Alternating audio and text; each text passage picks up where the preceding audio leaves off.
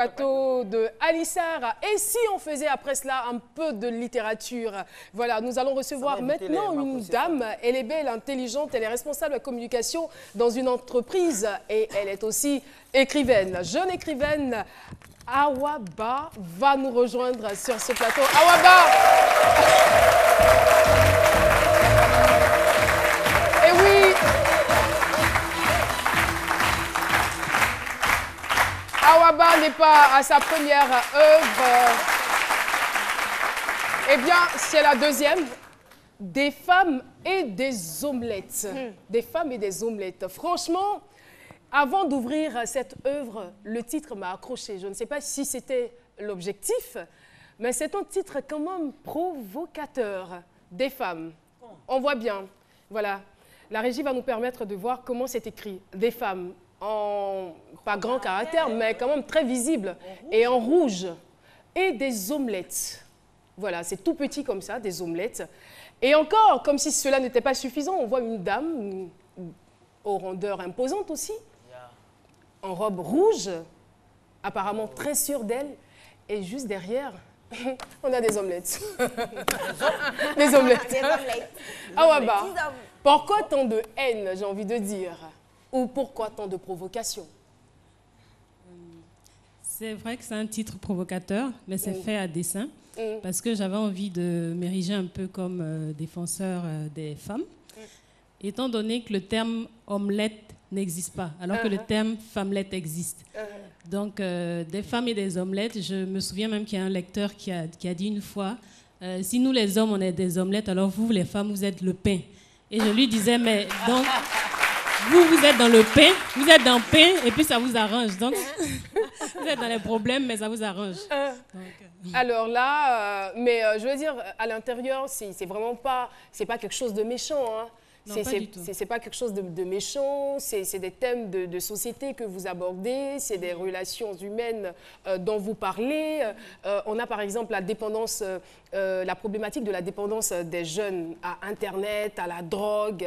On parle aussi d'excision, tout cela, n'est-ce pas? Oui, ce sont plutôt des relations entre hommes-femmes, entre hommes eux-mêmes, entre les femmes. Donc, c'est pour montrer que nous sommes interdépendants, malgré nos qualités, nos défauts, on est obligés de vivre les uns avec les autres et puis de trouver le juste milieu, de s'accorder. Et c'est vraiment sur des thèmes très différents, des thèmes assez graves comme des thèmes très légers. Effectivement, vous avez parlé de l'excision, il y a la drogue, il y a la pédophilie, mais il y a aussi des thèmes comme le phénomène NAPI, le phénomène des NTIC, aujourd'hui, qui prend le pas un peu sur la communication, ce genre de choses, mais c'est vraiment sur un ton humoristique et dans un langage très simple. Justement, en parlant des NTIC qui prend le pas sur les relations humaines, j'aimerais qu'on y revienne pour cette mère qui n'avait même plus l'occasion d'échanger avec son jeune garçon, donc qui va sur Internet, qui se crée une fausse page. Donc, bon, elle, je veux dire, elle est d'une autre génération, donc notamment, elle n'a pas les thèmes qu'il faut pour échanger avec lui, finalement. Il a bloqué. Oui, effectivement, parce qu'aujourd'hui, même dans les couples, hein, ça se voit, tout le monde est sur sa tablette le soir, ou lorsque vous êtes dans un endroit public, tout le monde est sur son téléphone. La communication est de moins en moins fluide, les gens ne font pas forcément connaissance. Donc, j'ai voulu le traiter toujours avec humour, comme d'autres thèmes aussi de l'actualité d'aujourd'hui. Et à ce niveau-là, quelle est l'ultime solution que vous donnez? Vu qu'on ne peut plus s'en passer, on est obligé de vivre avec, qu'est-ce qu'il faut vraiment faire pour faire la part des choses, pour ne pas que notre addition, comment on appelle ça, que notre dépendance, je veux dire, aux nouvelles technologies, aux appareils, tout ça, influe sur les relations humaines? Je ne propose pas forcément de solution, mais j'interpelle les gens d'une façon différente. Parce que tout le monde traite un peu de tous les mêmes thèmes. J'ai plus envie d'interpeller les gens, de leur montrer à quel point est-ce que ça peut être douloureux pour telle ou telle personne parce qu'elle est victime de ça. Et disons que j'évoque parfois quelques solutions sur certains thèmes, mais en général, c'est plus interpeller les gens pour qu'ils prennent conscience.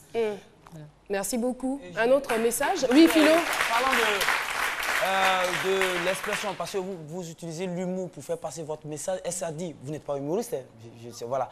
Elle s'est dit que l'humour est le véritable canal pour faire passer le message. Parce que... Oui, l'humour fait passer tous les messages, les plus graves comme les moins graves. Et, vous au moins, parce que souvent on nous traite de bêtes. Vous au moins, vous savez l'importance de l'humour, mais c'est vrai, parce que les gens aiment l'humour. Merci beaucoup.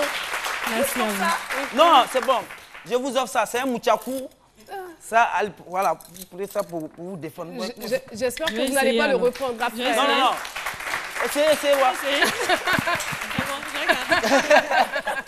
Merci infiniment, merci beaucoup Awaba d'être venu nous présenter cette œuvre des femmes et des omelettes. Les omelettes, ça se mange, n'est-ce pas?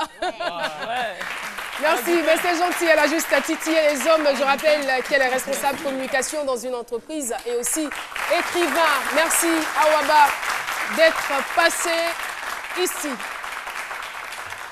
Et oui, vous suivez toujours C'est midi et on est content d'être là. Méliane va donc présenter sa toute première chronique de la saison 4. On va rester un peu dans le domaine des tics, de tout ce que cela occasionne et provoque dans nos relations et dans notre vie quotidienne, n'est-ce pas?